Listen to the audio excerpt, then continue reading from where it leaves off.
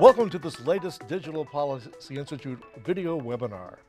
With each new data breach scandal we hear about and the related increases of identity theft and online fraud, there's calls from all sides of the aisle. They grow louder for laws and regulations to protect consumers. But often missing from these policy debates is what the heck are these laws and regulations going to look like? And as these law and regulation dialogues continue through this year, several key areas of focus will continue to emerge. One is the issue of the Federal Trade Commission. Is that the right authority to be the most effective cop on the privacy beat? Another looks at the role of state regulation, and some states are way out front right now on regulating in this area. Also to be assessed is whether there should be a pursuit of more sector-specific rules, or if we should create a consistent framework applying across the entire digital ecosystem. And what's happening around the globe? We've got to figure that out too, looking at the work of the EU and other places around the world. I'm Barry Umansky, Senior Policy Counsel and Senior Fellow at the Digital Policy Institute. Created back in 2004, our institute produces research and policy papers, conferences, webinars that have covered a wide range of legal, economic, and policy issues. To learn more about DPI, go to www.digitalpolicyinstitute.org. Today we have an outstanding panel to look at these privacy predicaments, explain the issues and arguments, and see what government, industry, and all of us can do to help alleviate at least some of these problems. I'm at the DPI studios in Indiana. Our three Washington-based panelists will join us shortly, and you'll find their full biographies on the DPI website. Sarah Oh is a research fellow at the Technology Policy Institute in Washington. She completed her PhD in economics and also obtained a law degree from the George Mason University. Additionally, Sarah has a BS in Management Science and Engineering from Stanford University. She previously was the Operations and Research Director for the Information Economy Project at George Mason's Law School. Doug Brake is Director of Broadband and Spectrum Policy at the Information Technology and Innovation Foundation in Washington. He specializes in broadband policy, wireless enforcement, and spectrum sharing concepts. Doug previously served as a research assistant at the Silicon Flatiron Center at the University of Colorado in Boulder, the school where he earned his law degree. His bachelor's degree in English literature and philosophy is from Macalester College in Minnesota. Doug also worked for the FCC in its implementation of the Congressional 21st Century Communications and Video Accessibility Act. Brent Skorup is a senior research fellow in the Technology Policy Program at the Mercatus Center at George Mason. His research areas include wireless policy, new media regulation, telecommunications, and driverless cars. Brent serves on the FCC's Broadband Deployment Advisory Committee and also is a member of the Arlington County Broadband Advisory Committee in neighboring Virginia. Brent has a BA in economics from Wheaton College and a law degree from George Mason. Again, full biographies of today's panelists can be found on the DPI website. So let's go to work. Let's first pose a question to Brent Skorup. Brent, it seems we can't get around finding headlines dealing with the perils and the problems of internet privacy. Why is this in the headlines, and where do you think it's going? Brent Skorup. Yeah, thank you, Barry, and thanks for having me again. So you mentioned, privacy, and often these things in media and in congressional hearings are just called privacy issues when, as you said in the intro, there's a lot of nuanced issues here like data security, privacy, data portability, and other issues that I expect we'll unpack here. So this really became jump-started when Mark Zuckerberg was called to testify before Congress a few months ago. And a lot of this is just a large-scale coalition to bring more scrutiny to technology companies. And this is a large coalition, and there's a lot of issues at play. One is privacy, one is data security. What really got this started at the political level was that the center left and center right became much more interested in tech companies and the power they have, and part of this was generated by the 2016 election, and tends to be Democrats focusing on the gatekeeper role that tech companies didn't play in allowing what they see as hate speech and propaganda and Russian propaganda. So Democrats got activated about tech companies, and Republicans on the flip side see technology companies as playing too much of a gatekeeper role, as in their view censoring conservative viewpoints and blacklisting conservative, sincere but controversial conservative voices, or demonetizing them on certain platforms. So there's just a lot of political interest with tech companies, and calls on both sides of the aisle to have more scrutiny of how these companies operate. And it's important, and I expect what we'll discuss is just how to make nuanced decisions about when regulation is appropriate and when it's not. Barry, Doug. if I can jump in real quick, Sure, I think Brent said it right on the head, but if I could just add, I think it's really important to note one of the reasons that so many of these privacy or data breach issues are in the news so much these days is really because of a couple of bad actors, right? You have the Cambridge Analytica scandal, you had the Equifax breach, other examples where these sort of big sort of news flash issues come up. Where it looks like, either bad actors, folks not following the existing rules that have led to a sort of big sort of splashy news event that has generated an awful lot of interest, an awful lot of pushback against broader privacy policies, where at least in my mind, very clearly in the Cambridge Analytica situation, as well as the Equifax breach, the existing rules, existing framework can address those problems quite sufficiently.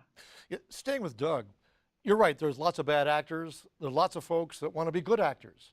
There's activity from many players, from legislatures to regulatory agencies at countries around the world. Let's first talk a little bit about the FCC's approach, which was rather short-lived, to adopt internet privacy rules. What happened there? And then let's talk also about the renewed focus or the shifted focus to the Federal Trade Commission. What do you think? Sure, Doug. absolutely. Thank you, Barry. Yeah, so if you're talking about internet privacy, the sort of FCC short-lived regulations that were passed under the Obama administration, I think are a good example of how not to go about regulating privacy in this space. And I mean, a little bit of stage setting and sort of set the framework for these discussions on internet privacy in Washington, D.C., at least the past couple of years that are leading up to the current calls for more vigorous privacy enforcement. I don't know. So I don't know if it's worth going into the whole history of what the FCC did with those regulations. Suffice it to say, they put relatively heightened restrictions above and beyond what the Federal Trade Commission enforces on the rest of the internet ecosystem on internet service providers. To my mind, and the position of the Information Technology Innovation Foundation, we really want to have a uniform federal framework, ideally enforced within the Federal Trade Commission. You have nice low barriers to entry, both from the sort of large web-scale companies, if they were interested in getting involved in providing broadband services, but also to the extent that broadband providers want to provide new innovations fueled by data, whether it be AI being fed in to help with networking innovations, or if it's just pure digital advertising to help lower the costs, put downward pressure on providing broadband, we think that would be a good thing. And so the bottom line is you want a uniform federal framework. I think the Federal Trade Commission is the right approach. The FCC, put significantly heightened restrictions on one part of the ecosystem. I don't think that's quite how consumers understand their data to be being used when they navigate the internet, and it creates artificial boundaries within the internet ecosystem itself. So we were glad to see those rules rescinded, and think that perhaps it's time to start thinking about taking a new crack at crafting a federal framework. Though to my mind, I think the FTC approach does it quite well. Sir, what about the FTC? They've certainly been empowered by the current administration to take the laboring oar here. But on June 6th, the U.S. Court of Appeals for the 11th Circuit kind of slapped the FTC around a bit in its using its Section 5 authority. What is the gist of the so-called LabMD case, and how does that decision by a federal court perhaps impact this move toward giving the reins to the Federal Trade Commission? Sarah O. Thanks, Barry. The LabMD case is a great example of looking at specific details for how to deal with privacy problems. When you actually read the opinion and you look and see what happened with LabMD, you realize how difficult privacy regulation really is. So in the facts of the case, LabMD was a startup biomedical company. They had somebody on their team download a file sharing program against the company's policy, but they can't police every person who works for them. There weren't adequate security controls on that software, and this person had a file with like 1,718 files, personal files. A company that actually tries to sell security services found the file on the company's folders and told them, you have a security breach here, can we sell you our product? And so because their security flaw was found, they started going through different problems with the FCC. The FCC enforced an order saying that they need to put in place reasonable security protections so that doesn't happen again. The interesting fact pattern about LabMD is that at the time, and it was many years ago, the FTC didn't say exactly what LabMD should have done. There wasn't a standard that, oh, you have to put this type of lock and you have to spend this amount of money, because really LabMD had a policy saying that employees need to keep data secure and protected. One rogue employee, actually probably negligent, just didn't know. He downloaded other software, and customer data, patient data was found by an opportunistic company trying to sell security services. So in that kind of case, is the FTC supposed to say to all the startups out there that you can't let anything like this happen ever? Well, that would be impossible. It would be impossible to build a company monitoring every contractor and every computer. That said, there is a public policy purpose for the FTC to be a cop on the beat, where people, one of those 1,718 patients, couldn't protect their own data because of one guy on a computer, so the FTC can come in and be the cop on the beat. But when they use their authority, they need to be specific, is what the 11th Circuit said. They can't just say broad brush, there's something not reasonable here with your data practices, therefore we can punish you. The FTC, when they use their authority in regulating or finding privacy breaches, they need to be able to say specifically, LabMD, did you have a policy? LabMD, did you use best practices? What were those best practices at the time? And so that's what the 11th Circuit was saying. So big picture, I think facts really matter when you actually think about what companies have to do, and the FTC has to try and list out exactly what does data security look like, and we're going to enforce this across big and small companies. Then you start realizing, oh my goodness, there are a lot of details here, and we need to talk about it together. Congress, FTC, everybody. Well, you're right, facts do matter. And one of the facts is that lots of different players are trying to get into the act. We know about federal agencies. We also know about state legislatures that are starting to try to replicate perhaps some international laws. But let's look first at California. And I want to at least first start continuing with Sarah. What is that California state law all about? What's its status? And what what's its future? And then I want to have our other panelists chime in on California as well. So, Sarah, why don't you start us out and tell us about the California Consumer Privacy Act of 2018?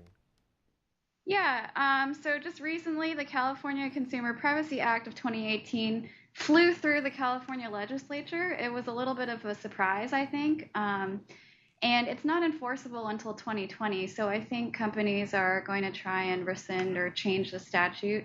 But what's concerning about that statute is it's kind of like a California GDPR, but it's different. It's opt out, whereas GDPR is opt in. There are certain provisions that are undefined, and really no one knows what they'll mean. So the same kinds of uncertainty that goes around the European GDPR is kind of floating around this California statute. And at least for people like myself, when I read the provisions of that statute, I ask, how is anyone supposed to know what this means if I'm a company, or even a big company? I don't know what kind of duties these legislators are placing on me. So one concern that I have is it increases the costs of doing business and startups. So if our public policy is to increase new jobs and firm formation, and have more garage companies come up from nothing, laws like this are not helping that goal. So, but at the same time, consumer privacy is very important. And so those are two different sides of a balancing act. Sarah mentioned this acronym, GDPR. Well, the General Data Protection Regulation. Let's give some background, first with Brent and then with Doug. What is the GDPR? What's its goal?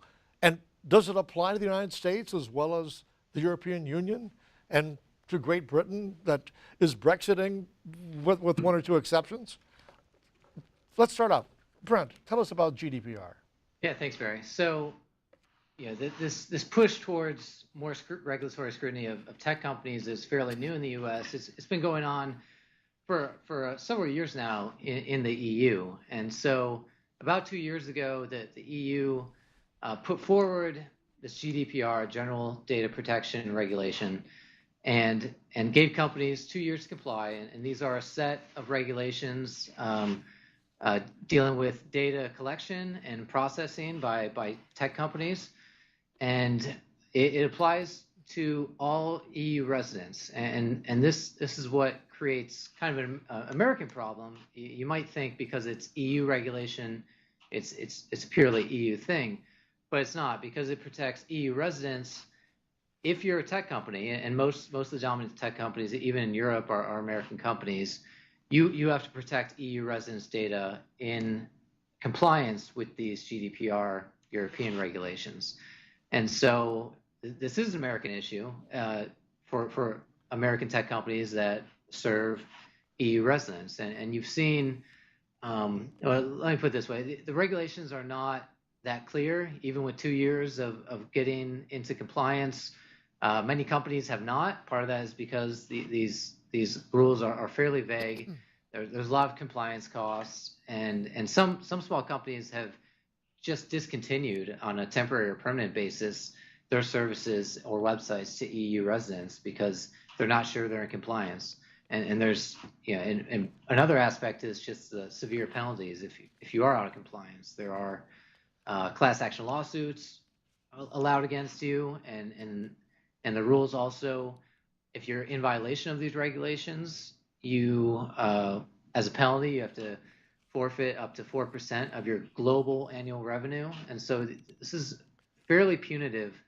And because it affects American companies, American trade regulators, American commerce regulators are concerned about the effect of these European regulations on the digital economy. Doug Brake, tell us more about the GDPR, and please explain why it is that about 6 or 7 weeks ago, I got this flurry of emails from every service I ever subscribed to talking about privacy. Doug Brake. Absolutely. Sure, yeah. So I don't know. I wanted to take a step back from the specifics of GDPR, California, and I mean, just with privacy policy generally, right? It seems like sometimes some of the privacy advocates seem to think that privacy is just an unalloyed good, right? The more privacy protections we have, the better. But really, when you talk about privacy policy, the goal should be welfare maximization, right, for the entire society. And sometimes that might mean, tweaking privacy protections, make them a little bit stronger. But it often means, affirmative sharing of data, right? There are all sorts of valuable, innovative uses that data can be put towards. Of course, we want safeguards, we want protections, we want enforcement, but we have to think through this balance, right, between affirmative, helpful uses of data, whether AI or whether targeted advertising, making the economy much more efficient, or what have you. But this is a balance that you have to make, right? And so I worry that sometimes the more vocal privacy advocates take this very populist approach and build support for just pure privacy protections without respecting this balance. I think that's what happened in California, right?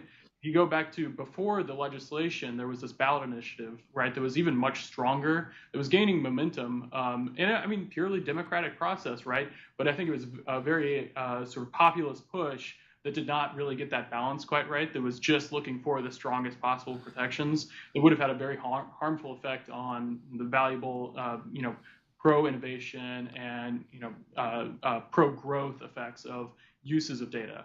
And then you jump to GDPR, right? And that's like the California ballot initiative on steroids. And I thought, Britton is absolutely correct, right? The GDPR, very strong privacy protections, not a lot of respect for the beneficial uses of data.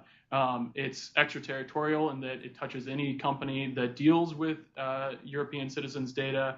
It has huge fines, huge compliance costs. And one of my particular concerns is the ways in which GDPR can really screw up, if you'll allow me, innovation in artificial intelligence, right? AI these days, all premise on machine learning, requires massive amounts of data in order to do that processing and make advances in artificial intelligence. GDPR, all sorts of requirements that impact the innovations in artificial intelligence, requires humans review algorithmic decisions. It has a right of data erasure, which to try to go into a machine learning process and pull out the data that, just because some citizen decides they don't want to participate in this program, can have very harmful effects to these sorts of processes. Puts all sorts of limitations on taking data that was originally collected for one use and putting it towards a new one. So if you have a new, machine learning process that you want to pull this data and put it towards, you have to get a new set of permissions from the users. And it really has a lot of vague rules and requirements around using even de-identified data. And so if you strip the sort of ability for companies to identify this data, and you're just talking about purely anonymized statistics fed into a machine learning algorithm, GDPR really sort of gums up that process. Yeah. And so all this is to say, if you're going to be creating privacy policy, a sort of populist maximizing privacy protections is not the right way to go. You have to have a balance. Of course, we want to protect consumers, give them the ability to opt out of programs that they don't like, but to just maximize privacy protection is not the way GDPR and at least the ballot initiative aim to do is not the right approach. Doug mentioned AI, and we'll probably be addressing AI in more detail in an upcoming webinar. But as you all know, Elon Musk has suggested that AI is the greatest threat to mankind. So maybe not quite as much data would be more useful than not. But I'd like to ask Brent and then Sarah to give their takes. Brent, you've written a fair amount on the upsides and downsides of privacy legislation. What are some of your observations? And then the same question to Sarah. Brent. So I mentioned at the beginning, a lot of these regulatory tech issues are conflated in news stories and even in congressional hearings. I think that's unfortunate because I think that's a recipe for hasty regulation and probably vague regulation that's hard to comply with. And just to highlight something along the lines of what Doug said, American consumers seem to have fairly savvy views about data collection and how that goes out, and there are nuanced differences between something like data security and privacy, and I'll unpack that So Gus Hurwitz, a law professor in Nebraska, has pointed this out. There's Department of Commerce data, NTIA data about surveying consumers, and consumers are very concerned about data security. So identity theft, fraud with credit card numbers, social security numbers, that sort of thing. Consumers are concerned about. They're much less concerned about what many privacy advocates are, which is just commercial use, collection and use of commercial data that's been de-identified and anonymized. And consumers aren't very concerned about that latter issue. And if you can conflate all these tech issues together, you won't have the nuanced policymaking that needs to go on. And I actually think the Federal Trade Commission has had a fairly a stable regulatory framework for a while. The Obama FTC in 2012 put out this report emphasizing the difference between sensitive data like health information, financial information, children's information. That information, companies need user consent to use that for commercial purposes, whereas if it's anonymized shopping information or web browsing, that sort of thing, that's not sensitive, and you don't need as much scrutiny for that sort of thing. And all that to say, consumers understand this according to government data, but in the regulatory environment we have right now, I see a lot of these issues being conflated, and that's not going to turn out well for companies who need certainty and need to know how to comply with the rules. So we don't have a GDPR or a California privacy example where the rules are very hard to figure out how to comply with. Sarah, what's your take? Where do you see any benefits, and where do you see the sharks in the water when it comes to privacy regulation and legislation? Sarah O. Yes, to agree with what Brent was talking about, the empirical literature is robust, but it's growing. People simply don't want to pay for privacy. There are several studies that show it's like in the pennies. So if you give somebody the option to keep their data private or to share their data for targeted ads, they'll say, I'm willing to pay, 5 cents or something. But so really the consumer says they want privacy, but they actually don't pay for it. And the FTC has had a robust series of conferences and workshops to do this kind of empirical research to measure what it is that we're talking about. So, and along the lines of what Doug was saying, there is this impulse to do something to regulate, but in terms of public policy, we need to know how much does it cost, what kind of burdens is it placing on companies, is it disproportionately difficult for a company to comply with a certain regulation compared to a large company.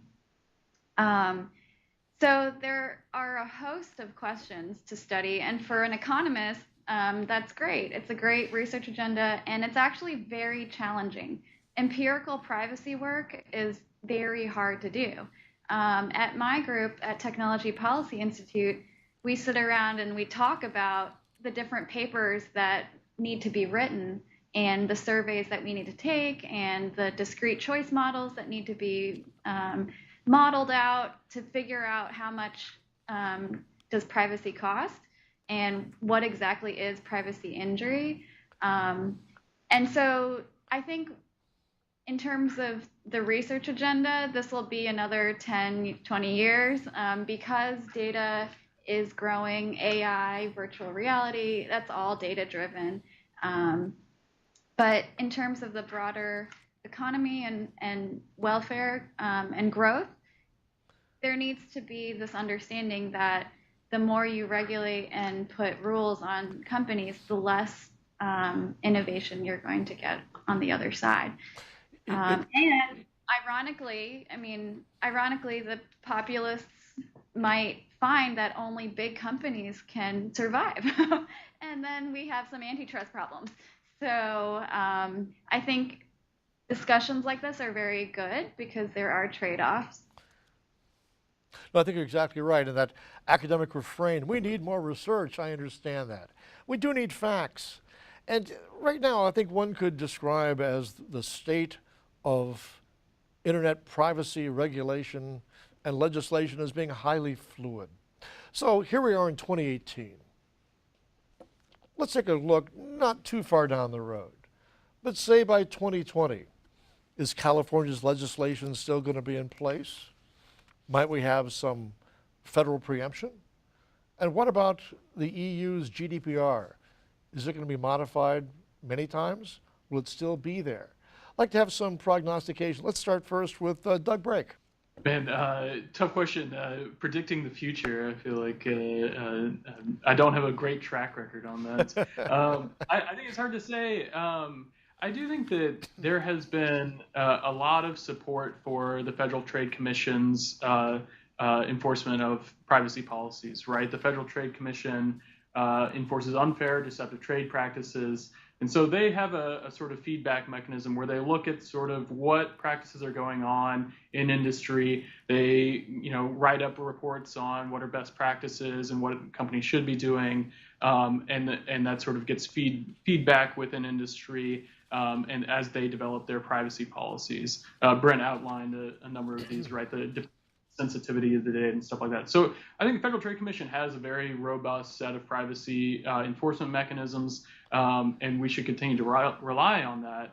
At the same time, when you see things like states like California getting way out in front on privacy policy, I think that sort of behooves Congress to at least start thinking about taking another crack at a national federal framework, if for no other reason than to make clear that this is, a federal issue, that whether it be the Federal Trade Commission or, however Congress sees fit to craft law, that is a uniform privacy protection throughout the country. And that we don't need sort of 50 different rules across the country that drive up compliance costs without any really countervailing benefit to my mind. So I feel like I'm not giving you a very clear answer because I don't know that there is one.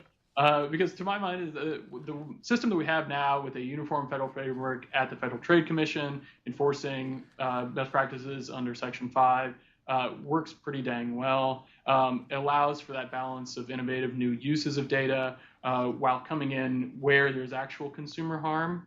I think that's a great framework to start putting very specific restrictions on how data is used. I worry starts to eat away at that in a way that has negative impacts on new potential valuable uses of data.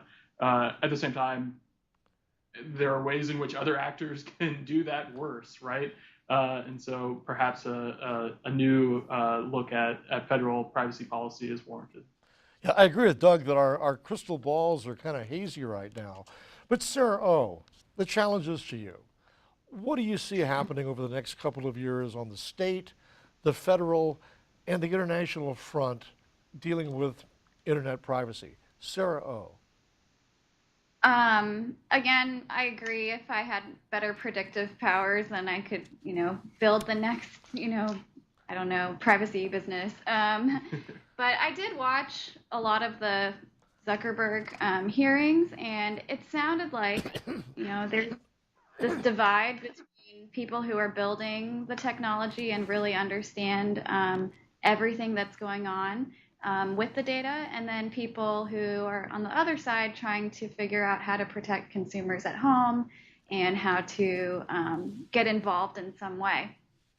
So there is a need for an expert agency like the FTC that has institutional knowledge, that has case files and records of adjudication, that has people who understand what cease and desist orders have been issued and what companies can be expected to do. And so there is a need for a strong cop on the beat.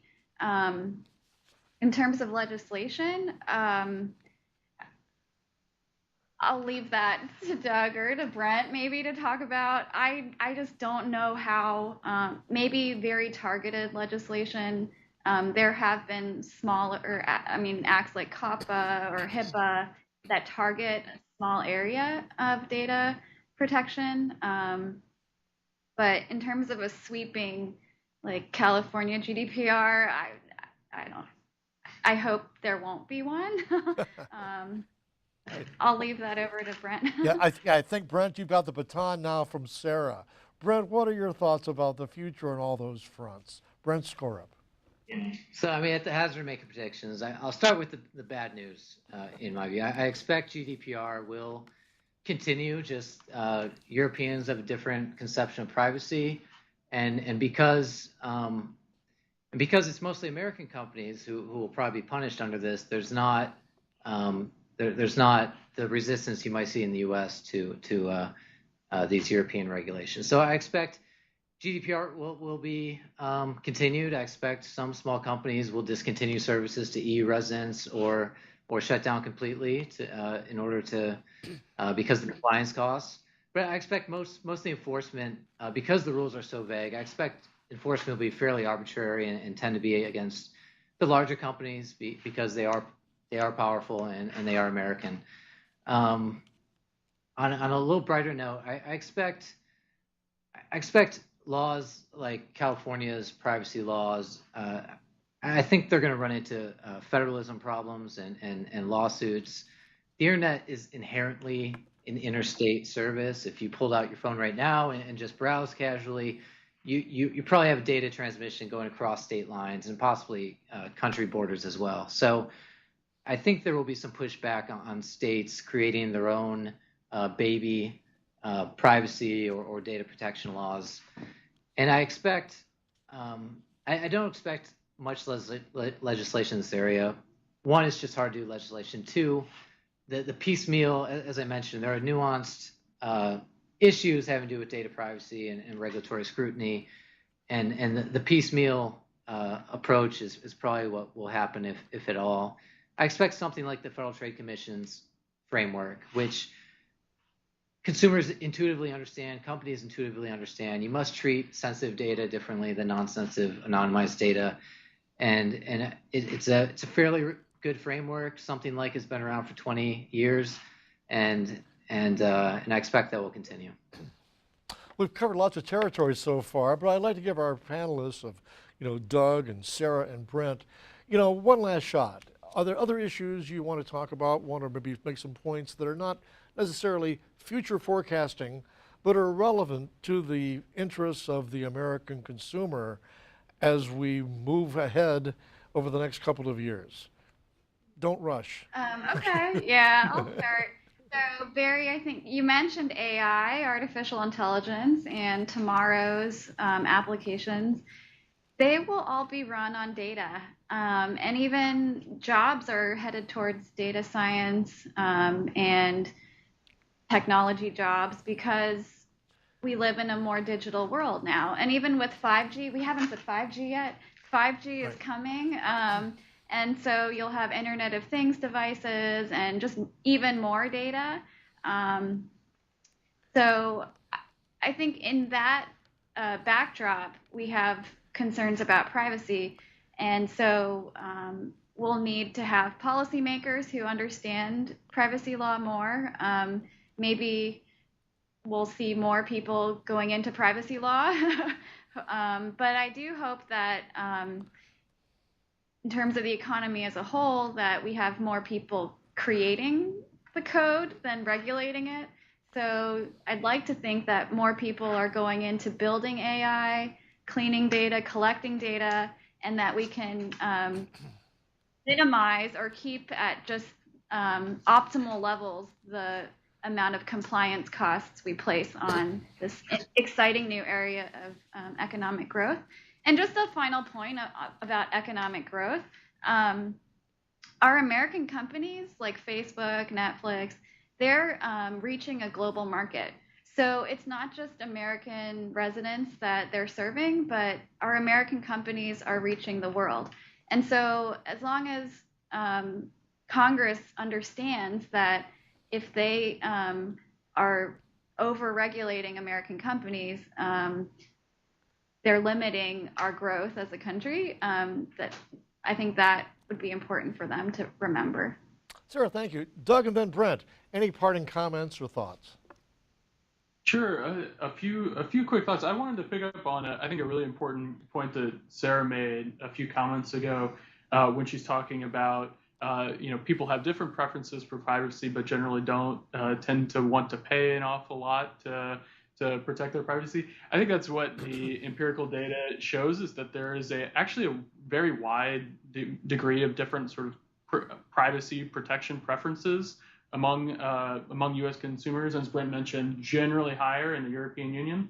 But the important point is, right, that privacy concerns about privacy vary a lot among consumers, and so I think when so many of the you put pen to paper and really talking about regulating or legislating, a lot of the really hard questions come down to designing the choice architecture and really what sort of data you want to have opt-in requirements versus opt-out requirements, right? And so I worry that, again, that sort of populist push to get more stuff in the opt-in bucket, that is, companies have to get the affirmative consent of all consumers before collecting and using that data.